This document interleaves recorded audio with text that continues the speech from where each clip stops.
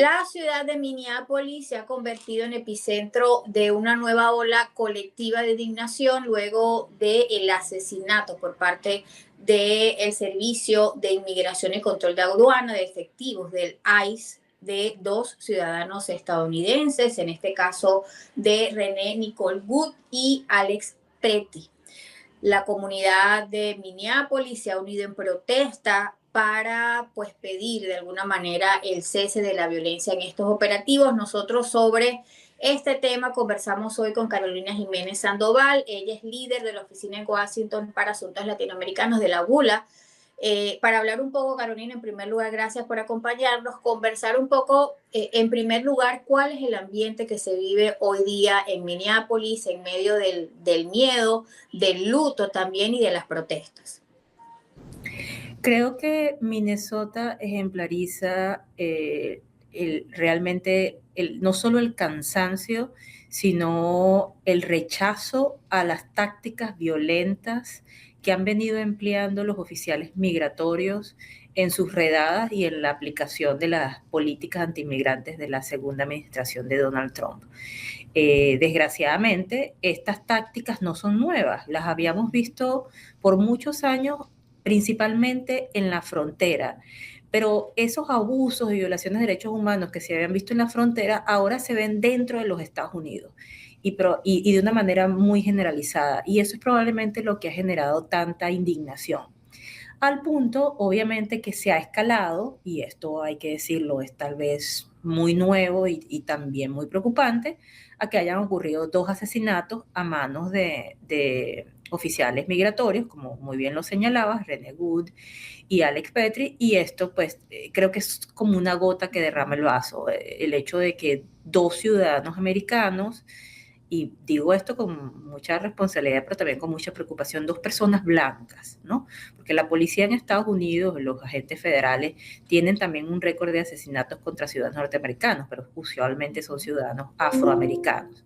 Entonces, todas estas otras cosas que estamos viendo son cosas que generan un clima de gran preocupación ciudadana, y en las calles de Minnesota, especialmente en las calles de Minneapolis, que es pues la ciudad más importante de este estado, se está viendo un proceso de resistencia y de protesta ciudadana como creo que no se había visto en muchos años. También conocer, aprovechar la oportunidad de conversar contigo para conocer, siendo Estados Unidos un país tan grande y siendo pues de alguna manera tan conocida a nivel mundial esta política de Donald Trump, ¿qué pasa geopolíticamente, específicamente en Minneapolis, que lo hace en este momento ser el centro de esta escalada de violencia?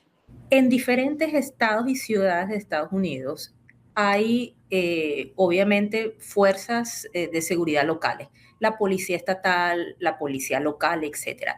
Y luego las agencias federales de migración envían a sus agentes a hacer redadas migratorias y a ejercer o aplicar la ley migratoria.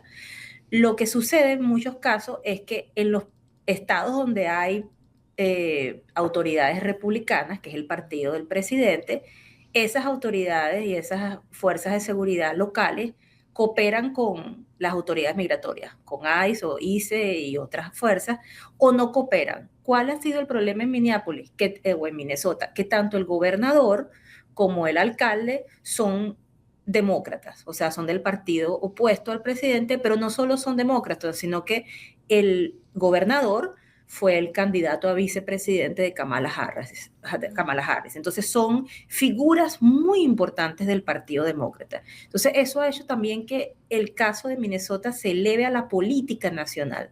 Estamos hablando de un gobernador que fue el candidato a vicepresidente contra Donald Trump, y es una voz muy importante del partido. Entonces, la política norteamericana está en este momento concentrada en el estado de Minnesota porque pues, es una voz muy importante oponiéndose a las políticas migratorias del presidente Trump, y esa clara no cooperación del estado de Minnesota contra las políticas migratorias terminaron en esta confrontación abierta de las fuerzas del gobernador contra las fuerzas migratorias del presidente, ¿no? Y obviamente la ciudadanía en el medio, que terminan en esta terrible y lamentable muerte de 2 personas ciudadanos norteamericanos a manos de fuerzas de agentes migratorios. En ese contexto también como para lograr tratar de entender, si pudiera llamarse de esa manera, por qué está pasando lo que está pasando en Minneapolis, aprovechar para consultarte también qué tanta población migrante hay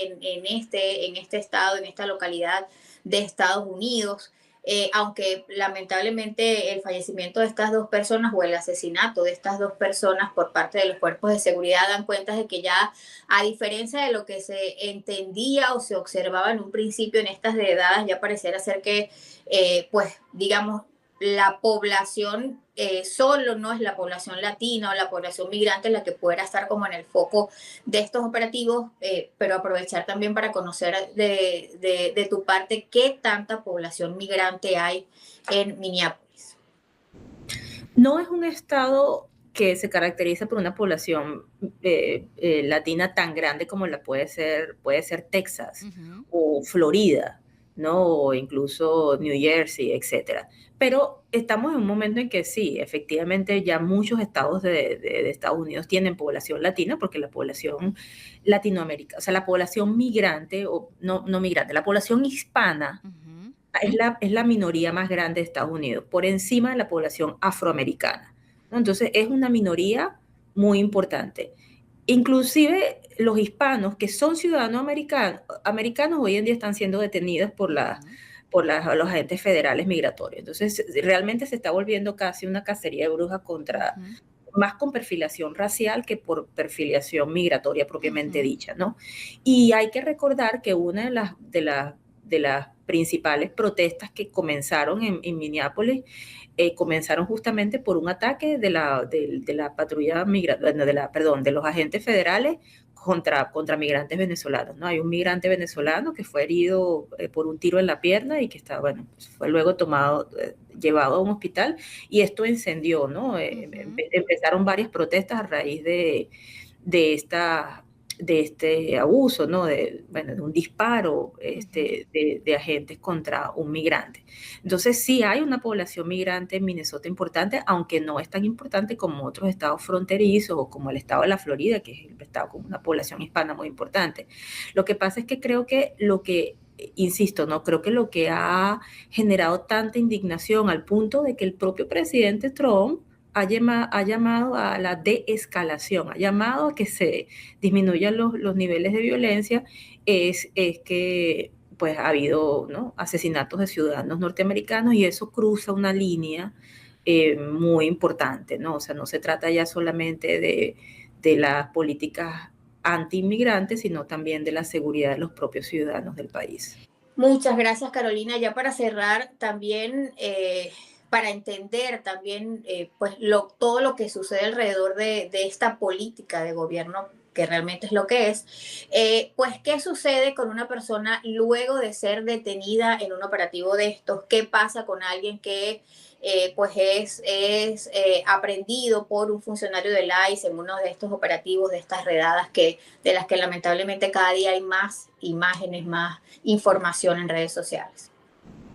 Creo que uno de los principales problemas es que efectivamente se está creando un clima de miedo. Y creo que eso es parte del objetivo de estas políticas.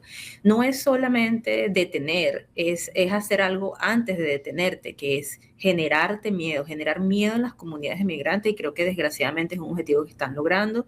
En nuestro trabajo vemos a comunidades enteras, familias enteras que ya no salen de su casa, madres que no quieren enviar hijos a las escuelas, familias que no están atendiendo sus enfermedades porque ni siquiera quieren acercarse a un hospital. O sea, es realmente terrible ver cómo se está rompiendo a las comunidades de migrantes en Estados Unidos.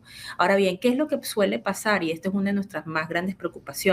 Cuando una persona es arrestada en una redada migratoria o en una alcabala o por agentes en el camino o porque te paran en un semáforo, esa persona tiene que ser llevada a un centro de detención, ¿no? Y usualmente el centro de detención es de la ciudad donde te encuentras. El problema ocurre, y allí lo más importante es que puedan buscar algún tipo de ayuda legal. El problema es que lo están haciendo tan rápido, están siendo tan expresos los procesos de deportación que inmediatamente te llevan a otro estado.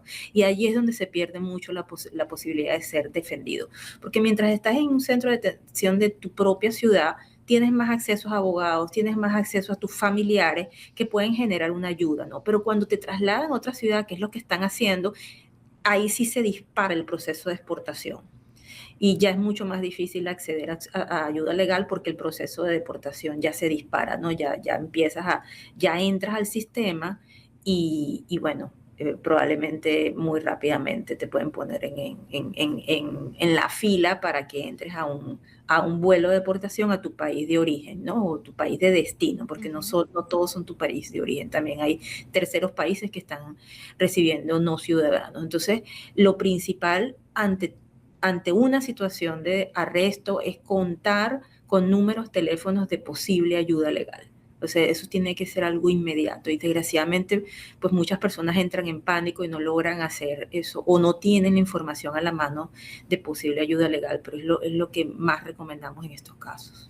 Muchísimas gracias. Conversamos con Carolina Jiménez Sandoval, responsable, líder de la Oficina para Washington de Asuntos Latinoamericanos, líder de la ULA, conversando con nosotros sobre esta situación que se sigue registrando en Estados Unidos a raíz de esta política hacia o en contra de la inmigración propuesta impulsada por el presidente de Estados Unidos, Donald Trump, y que en las últimas semanas ha pues tenido como esta escalada de violencia que terminó en la muerte de 2 ciudadanos americanos a manos del cuerpo ICE, una situación a la que el mismo presidente Donald Trump ha tenido que hacer referencia y ha pedido incluso la desaceleración de la violencia.